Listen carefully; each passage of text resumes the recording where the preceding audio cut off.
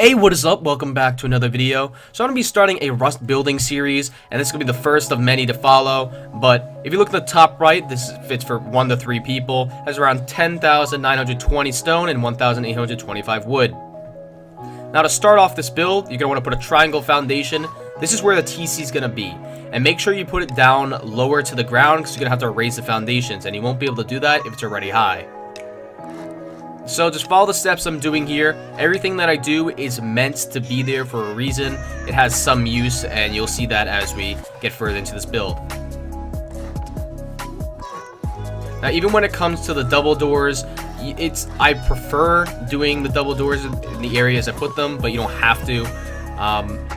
But once again, I do everything here to fit what I think is going to be the best to store loot, defend your base, and this is not a huge build. This is meant for the beginning of the game when you get a couple things. You don't have a ton of stone, but you have enough to build a decent base. And I really liked the design because there were so many places to store loot here. It was really well defended, and you're able to add an extension onto the end of it, which is really going to help in the future. You have to pay attention to where I put the half walls because they're going to be really important in this build. Like here, I'm able to put ceilings above and below, and I have an extra place to put boxes where I can store a lot more loot. I'm just finishing off the ceilings so no one can just hop in, and this area right here is going to be your storage area. It's going to be where you can put your salvage shelves and store the most loot. You can probably store up to what, 7 boxes, and it's really useful for storing your loot. And there's just an extra spot you can place stuff as well.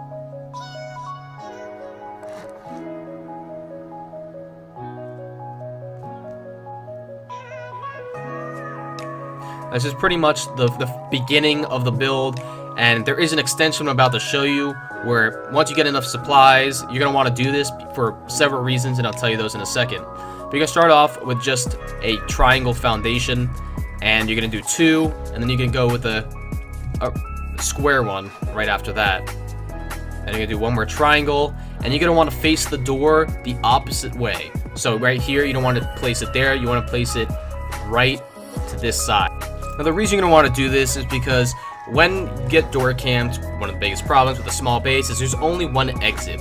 And why I did this is because the door is facing the opposite way of the first entrance. So they're going to need 2 to 3 people to cover this base. And if they don't have 2 to 3 people, then you're going to easily be able to walk out the door and shoot them from behind. So it's always nice to have 2 different doors and make sure that they're not right next to each other, or else, you know, the door campers can easily shoot you from whatever door you come out of. Now, here's where you can place all the boxes. There's a lot of storage in this base, and for me, as a PvPer, I really like having a lot of storage in a nice safe base, and you're able to do that in this one.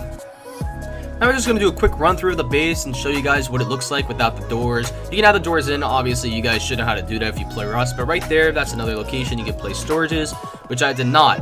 But there's a lot of room to place storages in this base, and you can decide how you want to organize it. I just made mine nice and clean. I didn't put a lot, didn't crowd myself.